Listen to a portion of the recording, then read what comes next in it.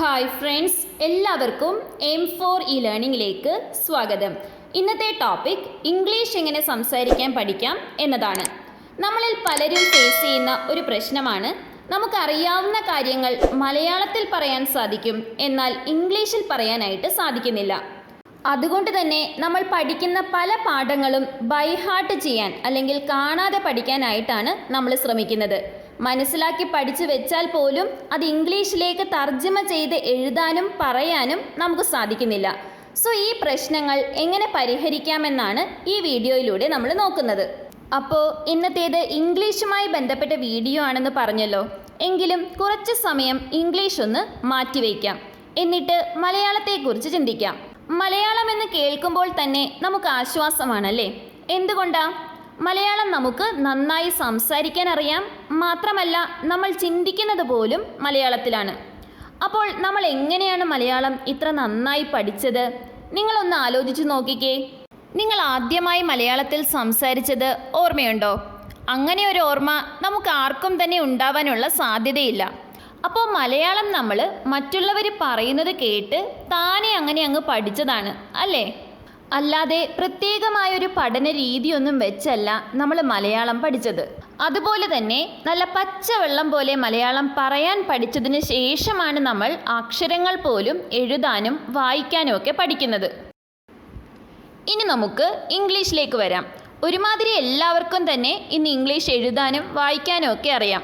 ആകെയുള്ളൊരു പ്രശ്നം, മലയാളത്തിൽ നമ്മൾ കാര്യങ്ങൾ എക്സ്പ്രസ് ചെയ്യുന്നത് പോലെ ഇംഗ്ലീഷിൽ പ്രകടിപ്പിക്കാനായിട്ട് സാധിക്കുന്നില്ല.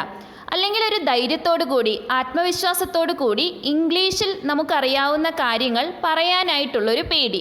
ഇതാണ് മിക്കവരുടെയും പ്രശ്നം. ഇനി നമുക്കറിയാവുന്നത്രയും ഇംഗ്ലീഷ് നമ്മൾ എങ്ങനെയാണ് പഠിച്ചത്? നമ്മളിൽ കൂടുതൽ പേരും ഇംഗ്ലീഷ് ആൽഫബറ്റ്സ് ആവും ആദ്യം പഠിച്ചത്. പിന്നീട് അക്ഷരങ്ങൾ വെച്ച് ചെറിയ വാക്കുകൾ കൂട്ടിച്ചേർത്ത് സെൻറ്റൻസ്, പിന്നെ പാരഗ്രാഫ്, അങ്ങനെയൊക്കെയാണ് നമ്മൾ പഠിച്ചത്. ഇനി ആദ്യമായി ഇംഗ്ലീഷ് സെൻറ്റൻസ് പഠിക്കുമ്പോൾ സബ്ജക്റ്റ്, ഒബ്ജക്റ്റ്, വെർബ്, അതായത് നമ്മുടെ കർത്താവ്, കർമ്മം, ക്രിയ എന്നൊക്കെ പറഞ്ഞാണ് നമ്മൾ പഠിക്കുന്നത്. അതായത് ഗ്രാമർ അടക്കം ഇംഗ്ലീഷ് പഠിക്കാനുള്ളൊരു ശ്രമമാണ് നമ്മൾ നടത്തിയത്. അതുകൊണ്ട് തന്നെ കൂടുതൽ പേർക്കും എന്താ സംഭവിച്ചത്? ഇംഗ്ലീഷ് നേരെ ചൊവ്വേ പറയാനും പറ്റിയില്ല, ഗ്രാമർ ഒട്ട് മനസ്സിലായതുമില്ല. എന്നാൽ മലയാളം പഠിച്ചപ്പോൾ ഈ പ്രശ്നമൊന്നുമില്ലായിരുന്നു. ഗ്രാമറോ ലിപിയോ ഒന്നും അറിയാതെ തന്നെ മലയാളം പറയാൻ നമ്മൾ പഠിച്ചു. അതായത് ഒരു ഭാഷ പഠിക്കാൻ, അത് ഇംഗ്ലീഷ് ആയാലും മറ്റേത് ഭാഷയായാലും ഗ്രാമർ അറിയേണ്ട കാര്യമില്ല, എഴുതാൻ അറിയേണ്ട കാര്യമില്ല. എങ്കിൽ പിന്നെ എങ്ങനെ പഠിക്കാം?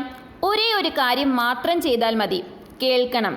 മലയാളം കേട്ട് കേട്ട് പഠിച്ചതുപോലെ ഇംഗ്ലീഷും കേട്ട് കേട്ട് തന്നെ പഠിക്കണം. എന്നുവെച്ച് നമുക്ക് ഇംഗ്ലീഷ് പഠിക്കാൻ വേണ്ടി വീട്ടുകാരോടും നാട്ടുകാരോടും ഇംഗ്ലീഷിൽ സംസാരിക്കാൻ പറയാനൊന്നും പറ്റില്ല.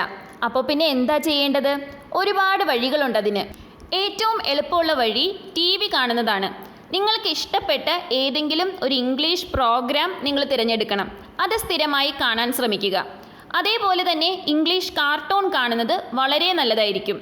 പിന്നെ നിങ്ങൾക്ക് ഡിസ്കവറി ചാനൽ കാണാം, നാഷണൽ ജിയോഗ്രഫി ചാനൽ കാണാം, ന്യൂസ് ചാനൽ കാണാം.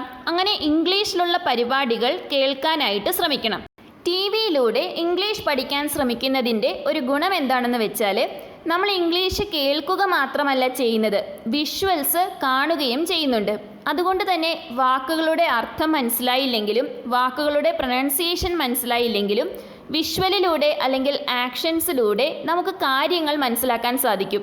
അങ്ങനെ പയ്യെ നമ്മൾ വാക്കുകളുടെ അർത്ഥം ആരും പറഞ്ഞു തരാതെ തന്നെ കൃത്യമായി സ്വയം പഠിക്കാനായിട്ട് തുടങ്ങും. അതേപോലെ സ്ഥിരമായി ഇംഗ്ലീഷ് പ്രോഗ്രാംസ് കേട്ടുകൊണ്ടിരിക്കുകയാണെങ്കിൽ തീർച്ചയായും നിങ്ങൾക്ക് പ്രൊനൗൺസിയേഷനും ഗ്രാസ്പ് ചെയ്യാനായിട്ട് സാധിക്കും. ആദ്യമായിട്ട് നിങ്ങൾ കേൾക്കുന്ന സമയത്ത് പ്രൊനൗൺസിയേഷൻ മനസ്സിലാവണമെന്നില്ല എന്ന് വെച്ച് മടുപ്പ് തോന്നി നിർത്തരുത്.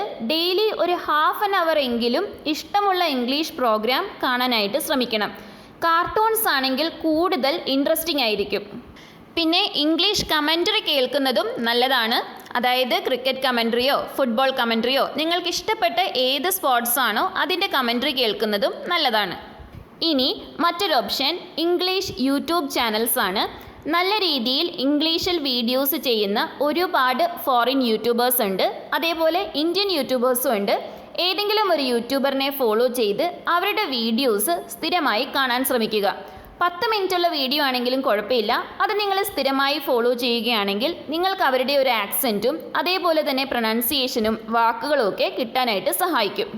ഇനി ടി വിയിലൂടെയും അതേപോലെ യൂട്യൂബിലൂടെയും ഒക്കെ നിങ്ങൾക്ക് പഠിക്കാൻ സാധിക്കുന്നില്ലെങ്കിൽ നിങ്ങൾക്ക് റേഡിയോയും യൂസ് ചെയ്യാം. റേഡിയോയിലൂടെ സ്പോർട്സ് കമൻട്രി ഇംഗ്ലീഷിൽ കേൾക്കാം, അതേപോലെ തന്നെ ഇംഗ്ലീഷ് ന്യൂസ് കേൾക്കാം. പിന്നെ ഇംഗ്ലീഷ് പാട്ടുകൾ കേട്ടാലും ഒരു പരിധിവരെയൊക്കെ നിങ്ങൾക്ക് ഇംഗ്ലീഷ് പഠിച്ചെടുക്കാം. ഇനി ഇതൊന്നും അല്ലെങ്കിലും മറ്റൊരു ഓപ്ഷൻ ഉണ്ട്. അതായത് നമ്മുടെ ഗൂഗിൾ പ്ലേ സ്റ്റോറിൽ ഒരുപാട് ആപ്ലിക്കേഷൻസ് ഉണ്ട് ഇംഗ്ലീഷ് സ്റ്റോറീസ് കേൾക്കാനും കാണാനും ഒക്കെ. അങ്ങനെയുള്ള ഏതെങ്കിലും ഒരു ആപ്ലിക്കേഷൻ ഡൗൺലോഡ് ചെയ്ത് അതിലെ സ്റ്റോറീസ് കേട്ടാലും മതി. അങ്ങനെയും നമുക്ക് ഇംഗ്ലീഷ് പഠിച്ചെടുക്കാം. പിന്നെ ഒരു കാര്യം, ഒരു ദിവസം കൊണ്ടോ 2 ദിവസം കൊണ്ടോ ഒന്നും നമ്മൾ ഇംഗ്ലീഷ് പഠിച്ചെടുത്തു എന്ന് വരില്ല. മലയാളവും നമ്മൾ ഒരു ദിവസം കൊണ്ടല്ലല്ലോ പഠിച്ചത്. എത്രത്തോളം നമ്മൾ ഇംഗ്ലീഷ് കേൾക്കുന്നോ അത്രത്തോളം വേഗം പഠിക്കാം. ആദ്യം നമ്മൾ ഇംഗ്ലീഷ് പ്രോഗ്രാംസും വീഡിയോസും ഒക്കെ കാണുമ്പോൾ നമുക്ക് ബോറടിക്കാം. പക്ഷേ ഇംഗ്ലീഷ് പഠിച്ചെടുക്കണം എന്നൊരാവശ്യം നിങ്ങളുടെ മനസ്സിലുണ്ടെങ്കിൽ തീർച്ചയായും നിങ്ങൾക്ക് പഠിച്ചെടുക്കാനായിട്ട് സാധിക്കും.